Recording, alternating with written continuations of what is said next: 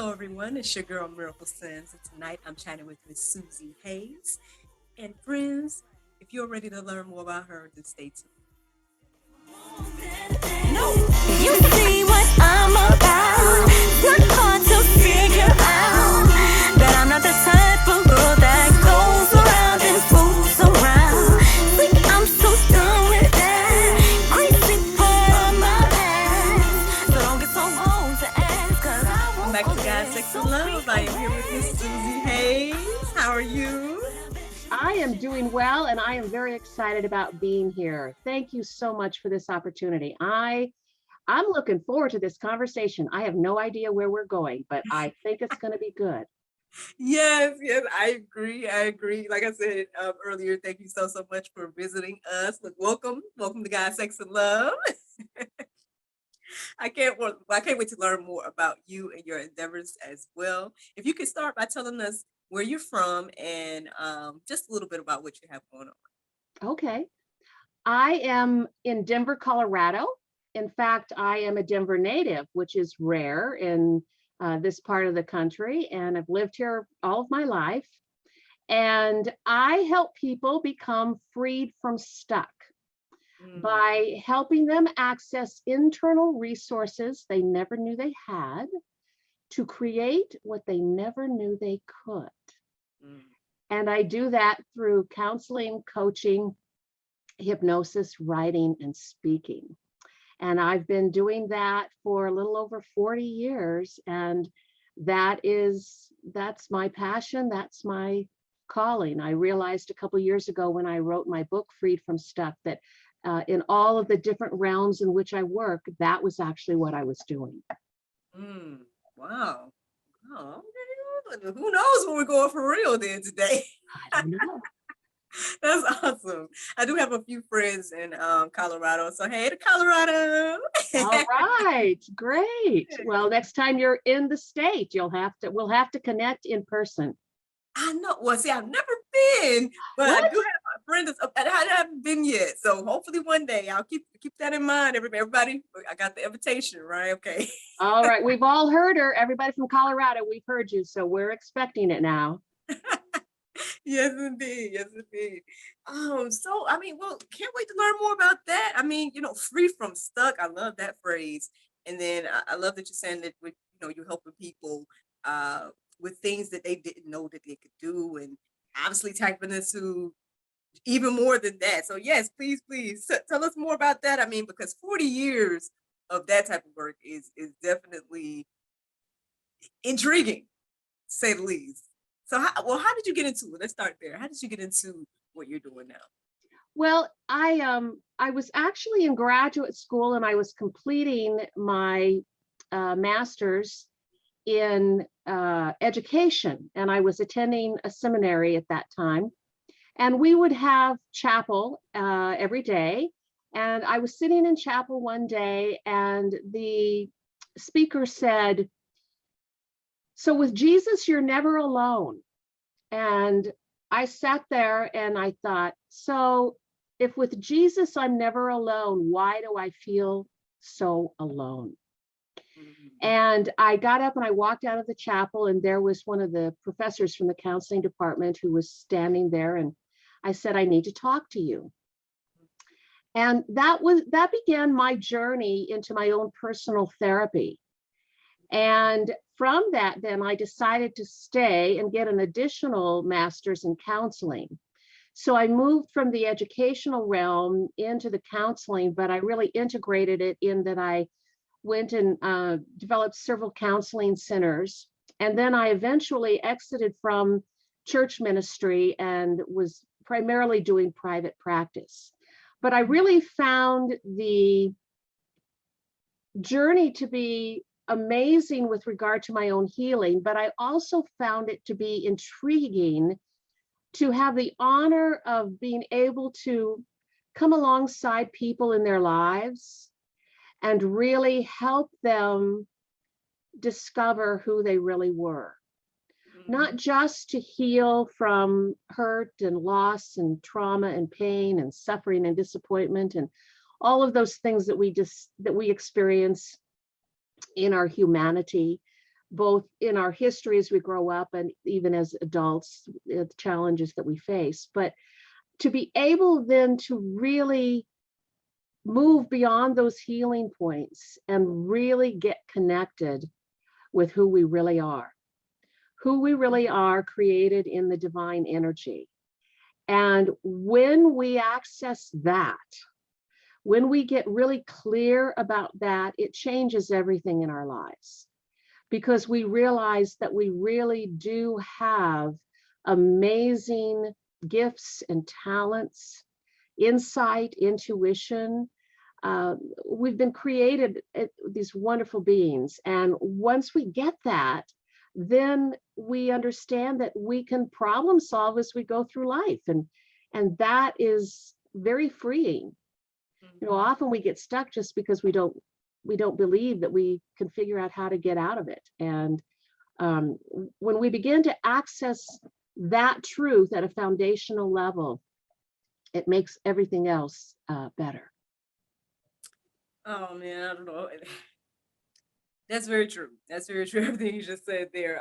It just kind of reminds me of a lot of different things right now, because I agree that there does seem to be this disconnect with humanity and like you said, I guess our spiritual sides, or just even, I don't know. I see it's this thing between our love for self, because either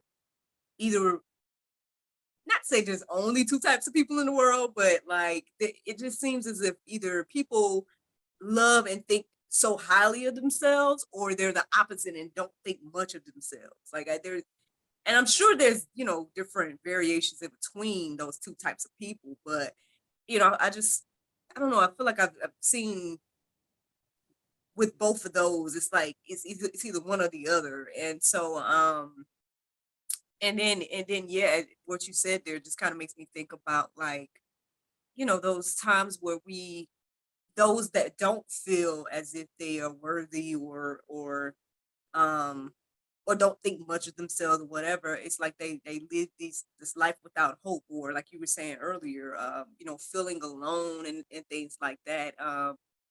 When at the end of the day, I mean, well, like you said, that you were learning in the class that, well, if Jesus is always there, then why do you feel alone? Or if Jesus is always there, then, uh, that people with that belief, it's like we're holding on to that hope and knowing that, okay, I do have worth, I do have value, I do have, something within me already, whether I feel those things or not. Um, but then, I mean, I guess, I do have a particular person on my mind at the moment. It was one of my cousins who, um, unfortunately, to make the choice to, kill himself and things like that. And I struggle um, with with those, because I haven't, been at that level of rock bottom. You know what I'm saying? So I guess I couldn't fully relate, but I do understand that life is hard, and I do understand that, yeah, there were times I felt alone as well, or things, and so it's just like, man, I mean, I'm sure you've dealt with a lot of people and a lot of different circumstances and things over these years, and um, so what would you say to encourage somebody in that, if they're in that category where they're like, man, I don't feel like I'm worth anything. I don't. I feel alone, and I feel like, you know. That my life isn't worth living, and all these different types of things. I mean, I know this just got heavy real quick, and I apologize for that. But I just wonder, like, um, as a coach to people and whatnot, like, what would you, what, a little piece of advice or something for people in those type of scenarios? I guess there are any number of ways I could respond to that, because it's a really important question about how do we respond to people who are in states of deep suffering and despair. Hmm. And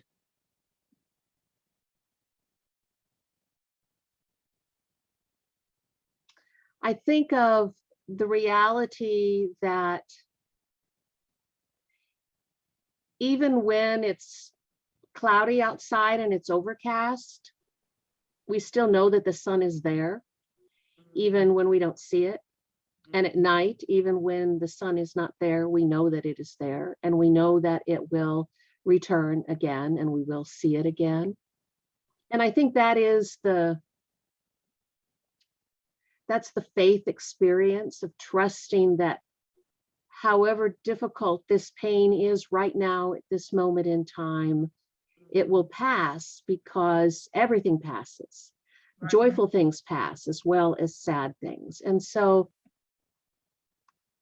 I think that's important to keep in mind at those dark, low places. Yes. And sometimes when people are in those places, it's not that they necessarily need advice from us. They just need to know that we're present with them, that we are there with them and for them. And I had a professor who said one of the things that's so important, particularly if you're going to do this work as long as I have, that when someone's in despair, it's like they're in a well, and you want to reach down in the well and help them climb out.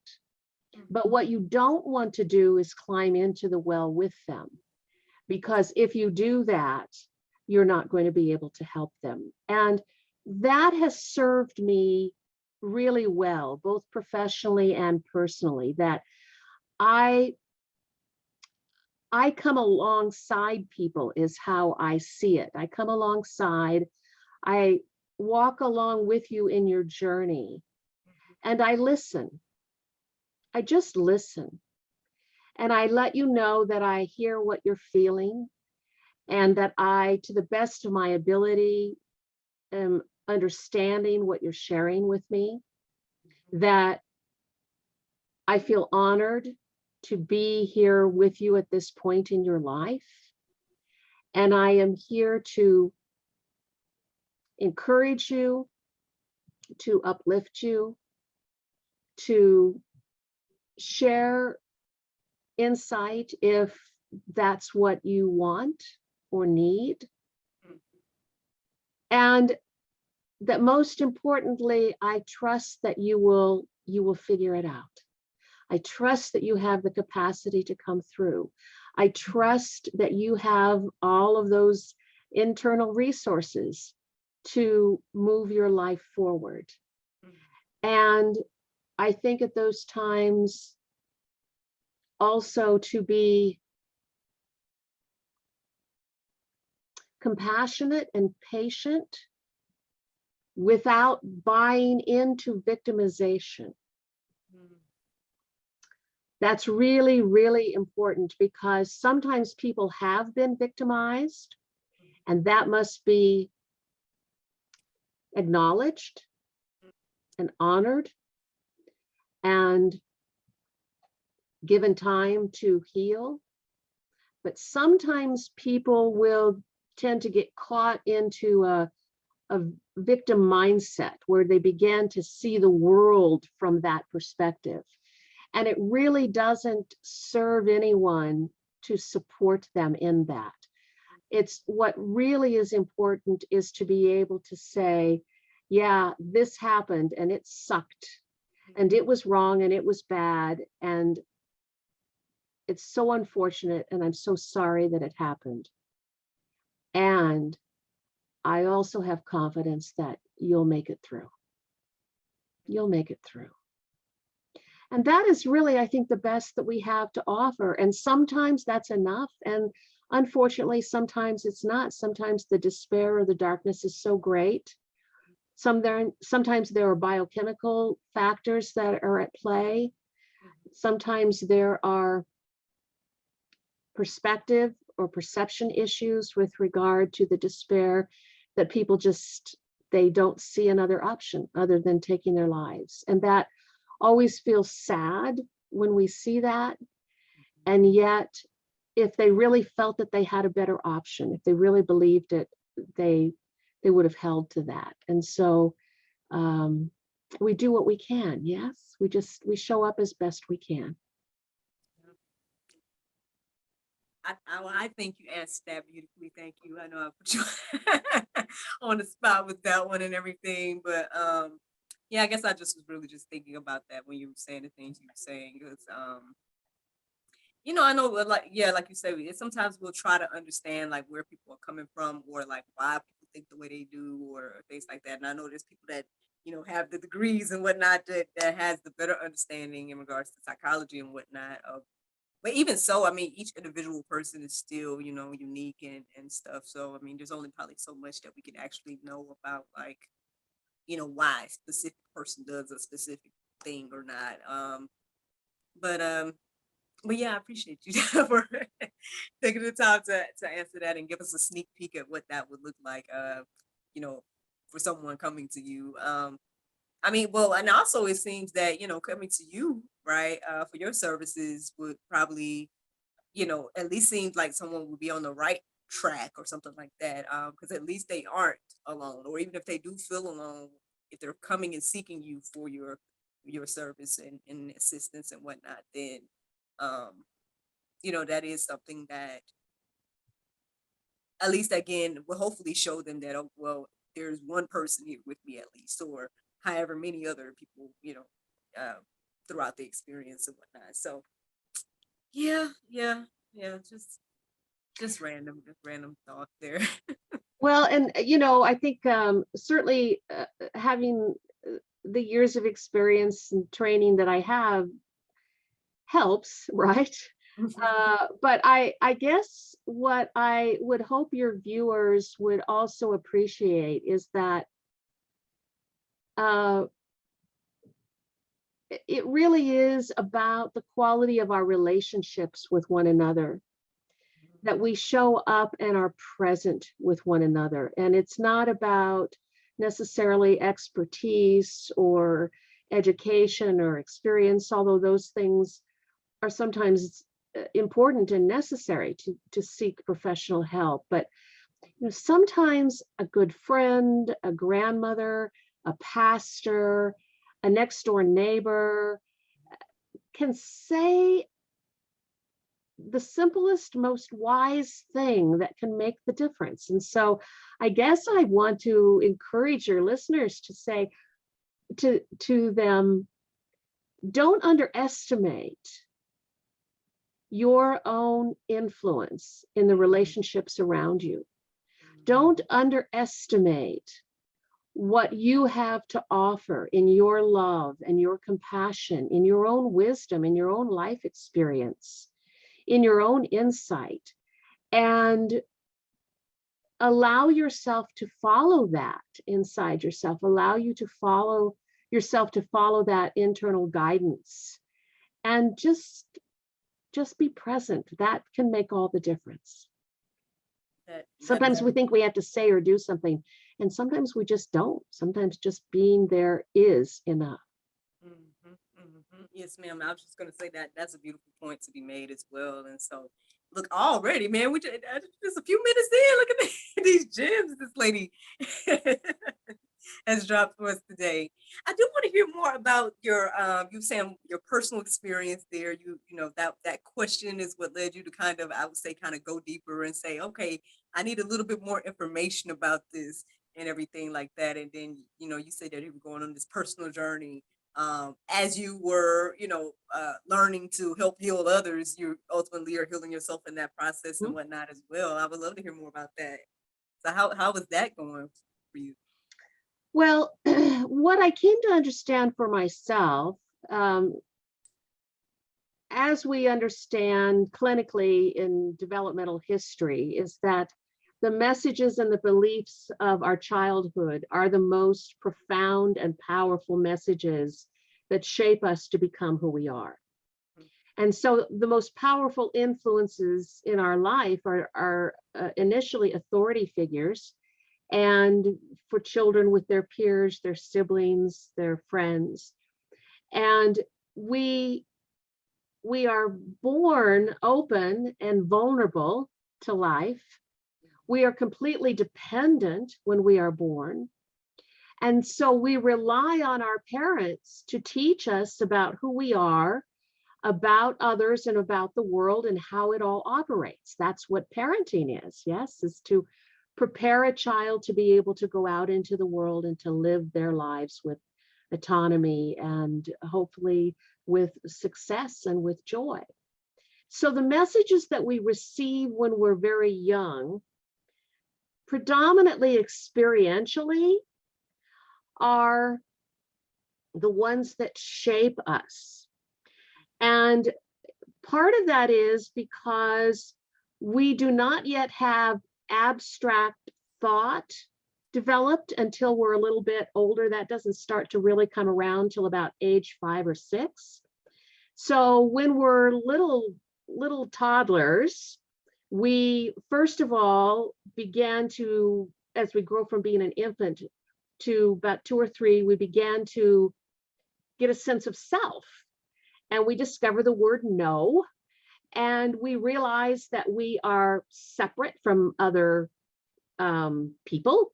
And we also kind of believe that we're the center of the universe. And that's okay, because that's what we call the narcissistic developmental stage. And at that time, we rely on others to mirror back to us who we are. So when someone smiles, we take that as a positive reinforcement that this is how I should be. When they frown, we say, oh, I maybe shouldn't be doing that. And so we learn from those cues in our tribes, if you will. And we know that belonging is really important because we are so dependent. Then as we move out of that narcissistic stage of about 2 to 4, and we're kind of moving into school age, we begin to realize that we are in fact not the center of the universe, and we start to experience socialization. And so when we start to experience that, that's when we begin to take more cues from our external environment about what I do causes me to be favorable in the eyes of my peers. When I do something else, they don't like that. And so we pay attention to those cues because we want to belong. We want to be a part of the group. And so that is really where our beliefs start, is at those early years. And then of course we move into adolescence, and then you have the whole puberty thing and sexual energy kicking up for us, and abstract thought beginning to really develop, and we start to ask questions about life. And then we're kind of torn between, as we're moving toward adulthood, a part of us wants to move toward the privileges of adulthood, and part of us wants to hold on to the dependency of childhood. And so we do a lot of tug of war as adolescents moving into adulthood. All of that time, our belief systems are being shaped. And so for me, I grew up in a very conservative Christian home. So I had very strong values with regard to faith and God and trust. And those served me very well. I had a rich heritage. My parents were very devout in their faith. But I also had the reality of a mother who was unpredictable and sometimes abusive, which created a lot of confusion for me. And so for me, it was working through all of those experiences of my childhood and realizing how my value, how I felt confused about my value, and having to sort out those different pieces and to create different experiences in my life that were in alignment with what I truly knew about myself and my relationship with God. And that was a growing experience. So as I was growing and healing emotionally, psychologically, mentally, I was also spiritually grappling with certain theological issues and really trying to find my own relationship with God and what that meant for me. And in some ways, it meant letting go of certain beliefs that I had been raised with and developing others. So it was a progression, and honestly, it was a progression over decades, and it's still happening. I mean, I'm still growing and expanding, and you know, yeah, I hope that I will be growing to my death and expanding to my death. I have this insatiable curiosity about life and all that is here for us. And I am so grateful to have this life and to be a part of this. And, even as our world has so much turmoil right now, it is also, I believe, a point of potential transformation for us. We get to choose now. Are we going to buy into the fear and the divisiveness, or are we going to seek love and unity? And that's our crossroad right now, I think, is that we're all looking at that and deciding, what do we really believe? Do we really believe that we're all in this together and we can figure it out? Or are we going to allow the fear to divide and weaken us? And I'm in the camp that I believe we're all in this together. Mm. Wow. Wow. Well, thank you. Thank you for sharing that. That was a really long answer to that question now, wasn't it? It's okay. It's totally fine. I was gonna say thank you for, sharing that piece of your life and the details that you did share and everything like that. It's an ongoing journey, this faith walk, and I think that's probably one of the misconceptions about I want to say Christianity in particular, but I think we sometimes people feel like, okay, yes, if I come to Christ, then that's it, right? There's no more ups and downs. There's no more good or bad, blah blah blah blah. And it's like, no, it's an ongoing, it's an ongoing journey. The Bible says, die to yourself daily and all these different things. Where it's like, I totally understand it way more now as an adult than like growing up hearing about it and stuff, because you do kind of have to make that decision every day to, you know, uh, not only I think one of the things that I've been able to do, at least in my adult life, that I'm appreciating, or that even kicked off for all of these things that's going on now for me, is that taking that time to you know read the Bible for myself, learn things for myself, and like you say, you have to come to that understanding and whatnot for yourself. Like, yes, my mother is an evangelist, and yes, she taught me things in my childhood as well, and and all these different things. But at some point, I had to realize that, okay, I can't just survive off mom's prayers and nothing like that. I have to build my own relationship with Christ and all these different things. And so, and it's an ongoing, everyday thing. And so I think that's why I say thank you for sharing that part as well, because um, yeah, it's easy to think like, oh, well, if you make the decision one time, then, that's it, right? Well, it's like, not necessarily. You gotta probably make the decision every day, you gotta,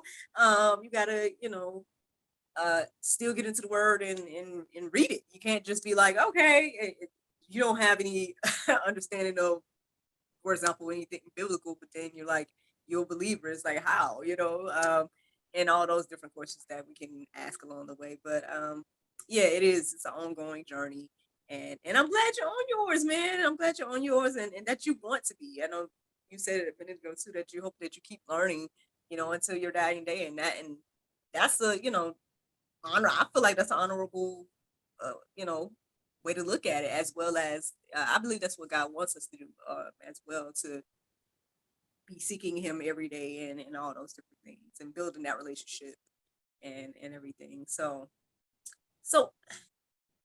well, I wouldn't say like what impact has it had, because it seemed like it had a great impact on your life, your relationship with God. But I mean, what what impact would you say thus far, um, that you have seen or experienced in your life when it comes to your personal relationship, as well as your career move and everything like that? Like, where does it kind of fit in for you? when it comes to faith?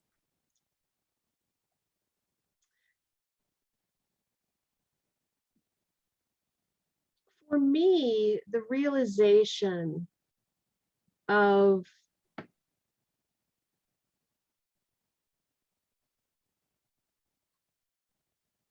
my being an extension of the divine, that I have been created in the image of God.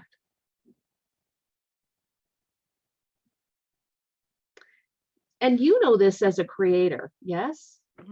That the first attribute that we learn about God is in Genesis 1:1. In the beginning, God created. It's the first thing we learn about God. God created. And so we are meant to create. We're meant to create our own lives. And for me, I think the realization has allowed me an experience of satisfaction and freedom and joy about life, that I have been given this opportunity to live my life at the highest quality of life that I want to live, whatever that is, and however I see that to be. As you said earlier, we're all unique beings and we all have really our individual spiritual journeys and the way that we experience it, the way we understand it. And for me, I think the greatest, at least for this point in my life, the greatest thing that is the most satisfying for me is to know that I have an opportunity to create in my life right now. And to trust that I don't even really know exactly what that means, but that I don't have to. And I guess maybe that's what trust is, faith is that I sometimes call it following the breadcrumbs. I just follow the breadcrumbs in my life, in my day, and I show up and be the best that I can be today in that, and to live with gratitude for all that is good in my life. And it doesn't get any better than that. It really doesn't. If we can live each day that way, that's an amazing way to live. So yeah, I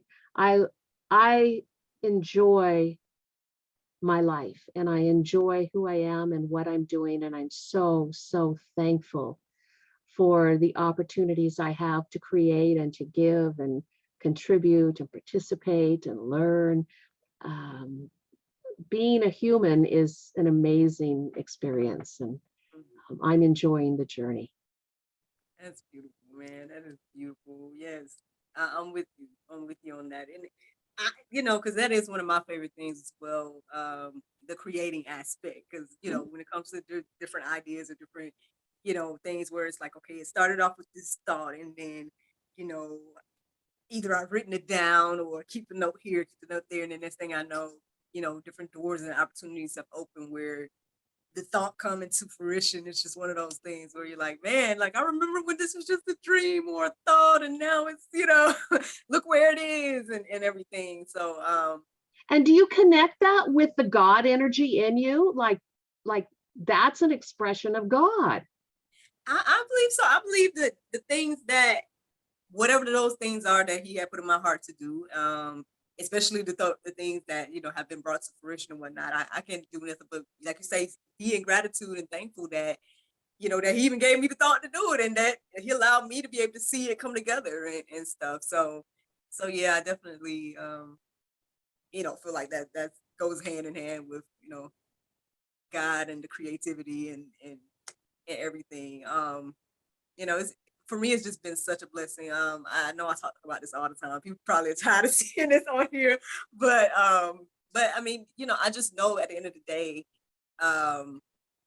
again, this concept had been on my heart and mind for years, and I didn't know I was going to do it the way I'm doing it. I didn't know I was going to be meeting great people like you from around the world, and and doing these conversations this way and stuff. Like, yeah, I might have had it, like when I first had the idea, I think, maybe I was thinking maybe I would just be kind of filming here in Atlanta and just maybe I might have a little audience or, or something like that. And then lo and behold, 2020 happened, which I mean, I would love to hear how that's been for you because for me, it was just one of those things that shook things up, put things in a perspective for me to be like, okay, that idea that I told you to do years ago, are you going to do it now? You don't have nothing else to do. That's how I felt like it was happening at that time.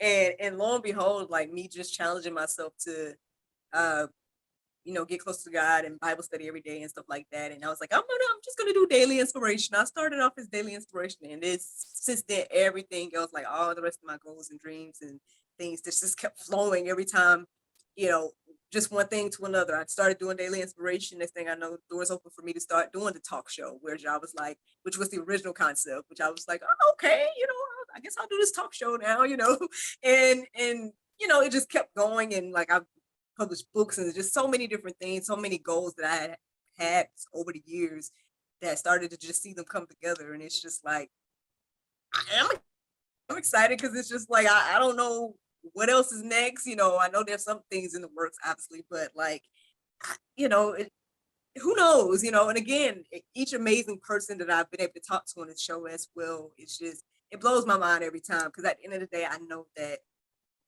if I hadn't stepped out on faith back in 2020, like we wouldn't be having this conversation right now. I don't know how else we would have met. You know what I'm saying? So for this moment to be happening right now, for example. So I'm thankful, man. I know it's been a lot of interesting things going on and whatnot for me, but this is an exciting time. It's different for me. But at the same time it's exciting. And yeah, man, I'm just like, hey, whatever you want to do at this point. I'm like, or sometimes it's hard, or sometimes it's a little difficult because it's like, I am a wife, a mom, but at the end of the day, God has been supplying all our needs, and I'm blessed to have a husband that supports me regardless of, and I'm in this situation where I can be like, hey, y'all, let's schedule some people to talk to today, and that's a blessing. Like, that who would have thought that it would be here now, So yeah, that's a little sneaky. I mean, I could go on and on and on. We gotta talk more about you and everything. But yes, I would love to hear more about your book, because I know you mentioned a book, so I would love to hear about that one. And then also I would love to hear about you know, uh 2020 and what that looked like for your business and your 40-year journey when it comes to your endeavors and stuff. So You keep either emphasizing that 40 years, like that makes me like really old. no, I mean, well, I think that is a huge accomplishment. I'm only what. It is. I'm teasing you, but yeah, you've mentioned that. Excuse me, you mentioned that several times. This is like, yes, it really has been that many years. It But really has. amazing. Like that's great that Yeah. that's longevity. That means that there's been like consistency for you and your business, like that. I mean, and especially I don't know if would you say that it's you're self-employed with this? Yes. So I Yeah. mean, as an entrepreneur, that's amazing as well. That's I mean, I'm listening. I'm taking Yeah. notes 'cause- So I do happen to have a copy of my book here. I don't know if I can get it. It's kind of got a glare here. You'll okay. put some info up later to see Yeah. it, but I'm getting a glare. There we go. Maybe that's better. It's called Freed from Stuck. Mhm. And basically, it's freed from stuck, dare to cross the bridge beyond grief, trauma, and self sabotage to discover lasting change now. And I define 5 elements, and we use the acronym FREED to go from stuck to cross the bridge to freed from stuck. Mhm. And just briefly, the F stands for face the bridge, which is you must be able to identify where your pain point is. You have to be able to get honest about where you're stuck, and you need to be able to identify that and what you need. The R is recognize the bridge, which is actually to look across the bridge and begin to develop a really clear vision of where you want to be. and what that will look like when you are freed from stuck. Mhm. The first E is embrace the bridge, which is really about looking at what's happening and creating a plan, a strategy to be able to cross the bridge. Then the second E is exit the bridge. And this is probably the element that many people don't think about in terms of when we're stuck, but it's really about grief. That when we are making change, it requires that we let go of what is no longer serving us. And when we do that, there is a grief, even if we willingly want to make that change, even if we willingly know that we need to do something different to be able to move forward, there can be a sadness in that. And if we don't recognize that, if we don't acknowledge it, and we don't allow ourselves to grieve through it, it's not likely that we're going to arrive where we want to be or stay there.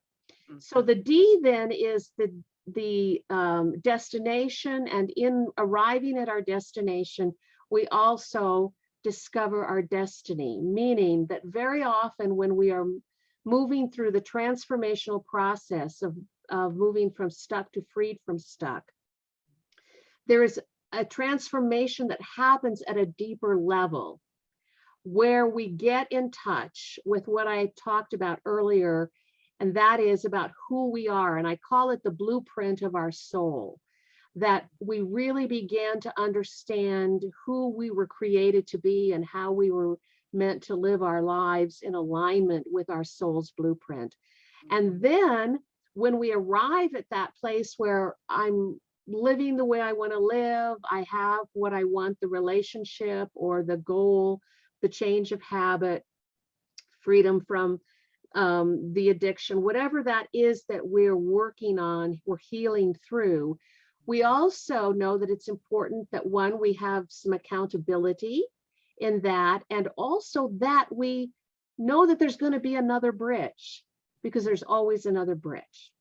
And so we want to be able to build on what we have learned, what we have gained, what we've changed, what we've transformed, and then to continue to move our journey down bridge after bridge after bridge. So we're always making those transitions in our life, because life is change, right?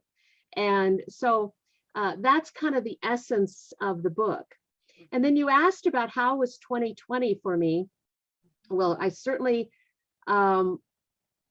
was surprised. We were all taken aback by how it changed our lives, and my business in particular, because I was used to meeting with people in my office. And so I had to transfer all of my work to virtual, to Zoom. And so to do that for 2 years was quite the change. But then what happened out of that was that when the lease on my office came up, because I'd been paying for my office for, a year and not using it, I said, well, I've come to find out I don't need an office. So I actually closed my office and I'm doing all of my work virtually now. Wow. So that to me was the biggest change. I actually loved the convenience of it, and I've really gotten used to this way of communicating. We all kind of gotten used to it. I do miss sometimes the personal connection of being able to sit in a room with someone and share those moments. But honestly, the convenience of it for me and my clients has been amazing. We don't have to battle traffic, and we don't have to use time in that way. And it's just, it's changed how we experience communication and connection. So for me, it actually was kind of a positive in that. Probably the thing that I didn't like was that it was just a time of social isolation. That I like being out and with people. I'm a very social person. And so that is one thing that I missed during those couple of years. And so what I noticed was that as we all began to emerge out and feel more safe to be out and about. I felt so much gratitude. I can remember the first time I went to a restaurant, and it was still, everything was just very, people were spaced out, and it was Mhm. odd.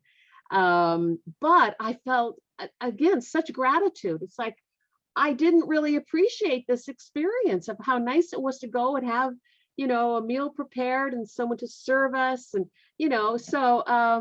yeah, I came out of those couple of years with a lot of gratitude for the things that we had just taken for granted, really, as just we were so accustomed to enjoying. And so now, even when I go out, I really, really enjoy those moments and appreciate them. That is so true. That is so true. If we do, we easily take advantage or, don't see the value or whatever in different things like that. And then until it's gone, until it's Yeah. gone. I know that's the crazy thing for me about doing daily inspiration. I pretty much kind of use it sometimes to kind of share what I did the day before or something like that. And there was this point where um, I don't know what happened, but something happened in our neighborhood, and like either the lights went out or something along those lines. Um, and my yeah, I think it was like the first time that our son had witnessed something like that, right? So he tries to go get water from the fridge, and he's like, "It's not working. It's not, there's no water. The water's not working. The lights aren't working, And it's just one of those things where you think about, man, like, what if this was life? Like, what if the lights didn't come back on, or if the water doesn't work? And it's just you're right. We can get so, I guess, spoiled by having certain things or certain, I guess, amenities and things where we're like just so used to it being there that when it's not there, it's like, oh, this will be really strange if if this was the norm or if things change. But then it makes me think about, like, I guess our ancestors where they were, they had no air conditions and and all this stuff where it's like, not say how did they survive, but I mean, it's just it's just very interesting. It's just very interesting to think about every now and then, and Well, it you know, is, and for all the challenges that we have in our lives right now, I mean, people sometimes complain about technology, but the quality of our lives, in some ways, have become almost too comfortable for our health, obviously, in some ways. But um, we have so much to be appreciative for that we're accustomed to, and certainly children today that grow up with the technology that they have, and that's just norm for them. mhm, They don't fully understand how the progression of technology has accelerated so rapidly, even in the last couple decades. Since the 80s, it's just been phenomenal in how our lives have changed because of technological developments. So, yeah, we have so much to be grateful for, and we can either look back over these years and focus on the very real suffering and fear and death and loss that was there for us collectively, the trauma in all that was happening. And mhm, it's important that we appreciate and honor the reality of what we came through in those couple of years. We can either focus on that, or we can say, but as we look into the future, we can live with even greater gratitude and appreciation and respect for life. And we can make better choices moving forward so we can be prepared in the future, and we can live in a way, we can live from what we've learned in mhm. this experience, and we can be grateful for the good that has come out of it, because even in all of the tragedy that took place, there was good that came out of it as well. Yes, ma'am. Yes, ma'am. I Well, I don't want to be long your time, but I do want to know, do you have anything else you would like to share with us today? Anything that you were saying in your mind that I want to make sure I talk about this? uh, or not? I don't. Not really. I mean, I think we've covered quite a bit of interesting ground today, and I just appreciate the opportunity to share with you my thoughts and my perspective and my heart. And I thank you for this really lovely conversation today. It's been a delight. Yes, ma'am. I agree. Thank you so much as well. I appreciate you and your time. I thank you for sharing all your words of wisdom. Where can we find more information about you and your endeavors? You can go to my website and it's Freed from Stuck. Just www.freedfromstuck.com, and you can find me there and look through that. There are lots of different resources on the website, and if you want to connect with me and then do an initial consultation, there's a form for you to click on and set up a time with me, and I'd love to do that with you. And yeah, that's the easiest way to get all the information that you'll need to connect with me. Wonderful. Well, thank you so much for visiting us. You're very welcome. Thank you. Miracle Sam's, let's go.